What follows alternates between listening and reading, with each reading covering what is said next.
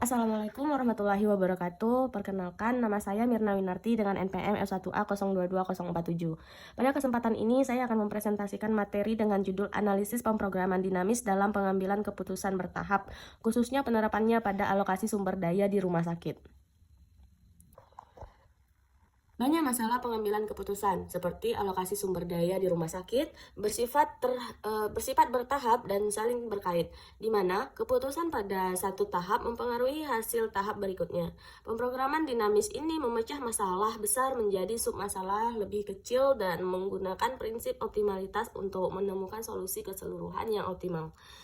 Metode ini fleksibel, dapat diterapkan pada situasi deterministik maupun stokastik, dan membantu menentukan alokasi sumber daya secara efektif untuk memaksimalkan hasil, misalnya pendapatan dari jam tenaga medis di berbagai klinik. Adapun rumusan masalah, yang pertama, apa itu pemrograman dinamis dan bagaimana konsep dasarnya dalam masalah bertahap? Selanjutnya, apa karakteristik dan jenis-jenis pemrograman dinamis dalam pengambilan keputusan? Dan yang ketiga, bagaimana perbedaan tiap jenis pemrograman dinamis dan contoh penerapannya dalam kasus nyata? Tujuannya adalah menjelaskan pengertian dan konsep dasar pemrograman dinamis, dan yang kedua, menguraikan karakteristik dan jenis-jenis pemrograman dinamis, dan yang ketiga, memberikan contoh penerapan dan perbedaan tiap jenis pemrograman dinamis dalam berbagai kasus. Apa sih pemrograman dinamis itu? Jadi pemrograman dinamis atau dynamic programming ini adalah sebuah metode optimasi yang memecah masalah kompleks menjadi tahap-tahap berurutan, di mana keputusan pada satu tahap mempengaruhi tahap berikutnya. Diperkenalkan oleh Richard Bellman melalui prinsip optimasi, yaitu solusi optimal tersusun dari solusi optimal submasalahnya. Setiap tahap melibatkan state, decision, dan value function. Adapun contoh penerapannya yaitu dalam alokasi jam tenaga medis di rumah sakit dengan permintaan pasien yang acak. Pemrograman dinamis menghitung nilai ekspektasi pendapatan pada tiap kemungkinan alokasi. Hasilnya diperoleh kombinasi jam yang memberikan pendapatan total maksimum. Adapun karakteristik pemrograman dinamis, yang pertama memenuhi prinsip optimalitas Bellman, yaitu solusi optimalnya itu tersusun dari solusi optimal submasalah. Yang kedua, masalah dipecah menjadi tahap-tahap berurutan, dengan keputusan tiap tahap mempengaruhi state berikutnya. Dan yang ketiga, memiliki state decision dan value atau cost function yang bersifat rekursif untuk menentukan nilai optimal. Selanjutnya, mengandung submasalah tumpang tindih sehingga hasil disimpan agar perhitungan lebih efisien. Yang kelima, struktur sosial dibangun bottom up, menyusun solusi submasalah menjadi solusi optimal keseluruhan. Dan yang terakhir, dapat diterapkan pada masalah deterministik maupun stokastik selama state periode berikutnya dapat diprediksi. Kemudian, ada pun jenis-jenis pemrograman dinamis. Jadi, jenis pemrograman dinamis ini terbagi menjadi dua, yaitu deterministik dan stokastik. Deterministik ini ketika semua biaya dan reward bersifat pasti, dan stokastik ini ketika reward atau permintaan bersifat acak sehingga harus dihitung melalui ekspektasi. Perbedaan utamanya adalah pada kepastian informasinya. Selain itu, terdapat dua pendekatan perhitungan, yaitu forward dan backward, yang berbeda arah tetapi menghasilkan solusi optimal yang sama. Kemudian kita masuk ke contoh soal. Pada studi kasus ini, rumah sakit memiliki 4 jam tenaga medis yang harus dialokasikan ke 3 klinik. Yang pertama umum, anak, dan gizi.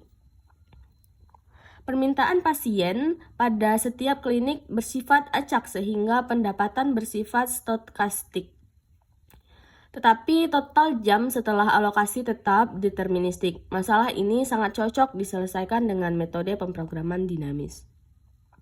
Dari tabel distribusi permintaan dan pendapatan per pasien, kita menghitung ekspektasi pendapatan pada setiap alokasi jam dengan fungsi rekursif pemrograman dinamis. Setiap kombinasi jam dihitung nilai optimalnya sehingga diperoleh keputusan terbaik pada tiap tahap. Pada bagian kiri slide ditunjukkan proses perhitungan pemrograman dinamis untuk 3 tahap, yaitu tahap 3 klinik gizi, tahap 2 klinik anak, dan tahap 1 klinik umum. Jadi pada slide ini saya menjelaskan proses perhitungan pemrograman dinamis dari tahap terakhir hingga tahap pertama, sampai akhirnya diperoleh keputusan alokasi jam yang optimal. Yang pertama di tahap 3 yaitu klinik gigi. Fungsi nilainya adalah F3X sama dengan R3X, yang artinya nilai optimal langsung sama dengan ekspektasi pendapatannya. Misalnya untuk 1 jam nilainya 7,84 dan untuk 4 jam nilainya 25,6. Nilai-nilai ini nantinya digunakan untuk tahap sebelumnya. Selanjutnya di tahap 2 yaitu klinik anak digunakan fungsi rekursif yaitu sebagai berikut. Pada tahap ini kita mencoba semua pembagian jam antara klinik anak dan klinik gigi lalu memilih kombinasi yang menghasilkan pendapatan terbesar. Kemudian di tahap 1 yaitu klinik umum prosesnya sama, kita memakai formula ini untuk mencari bagaimana jam yang paling optimal dengan mempertimbangkan 2 tahap berikutnya. Hasil akhir terlihat di tabel sebelah kanan. Dari semua kombinasi yang mungkin, alokasi yang memberikan pendapatan maksimal adalah 2 jam untuk klinik umum, 0 jam untuk klinik anak, dan 2 jam untuk klinik gigi dengan pendapatan maksimum sebesar 32,7. Jadi slide ini menunjukkan bagaimana pemrograman dinamis menghitung nilai terbaik secara bertahap dari belakang ke depan sampai kita mendapatkan keputusan yang optimal. Jadi kesimpulannya, pemrograman dinamis ini merupakan metode yang efektif untuk menyelesaikan masalah bertahap dengan struktur keputusan yang saling bergantung. Melalui prinsip optimalitas Bellman, pemrograman dinamis mampu memecah masalah besar menjadi submasalah yang lebih kecil atau lebih sederhana sehingga solusi optimal dapat diperoleh secara sistematis. Pada studi kasus alokasi jam tenaga medis di rumah sakit, pemrograman dinamis ini terbukti dapat menentukan kombinasi alokasi jam yang memberikan pendapatan maksimal meskipun permintaan pasien bersifat acak. Hasil akhirnya menunjukkan bahwa distribusi jam optimal adalah 2 jam untuk klinik umum, 0 jam untuk klinik anak, dan 2 jam untuk klinik gigi, dengan pendapatan maksimum sebesar 32,7. Metode ini menunjukkan bahwa pemrograman dinamis sangat bermanfaat dalam pengambilan keputusan yang melibatkan ketidakpastian dan keterbatasan sumber daya. Demikian pemaparan yang dapat saya sampaikan mengenai analisis pemrograman dinamis dan penerapannya dalam pengambilan keputusan bertahap melalui pembahasan konsep dasar, karakteristik, jenis-jenis hingga studi kasus alokasi jam tenaga medis. Kita dapat melihat bahwa pemrograman dinamis merupakan metode yang sangat kuat dan relevan dalam menyelesaikan masalah optimasi yang melibatkan ketidakpastian dan keterbatasan sumber daya. Saya berharap materi ini dapat memberikan pemahaman yang lebih jelas serta menjadi referensi dalam penganalisis permasalahan serupa di dunia nyata.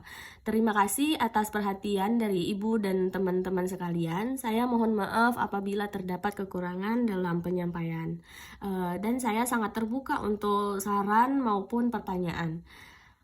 Saya akhiri. Assalamualaikum warahmatullahi wabarakatuh.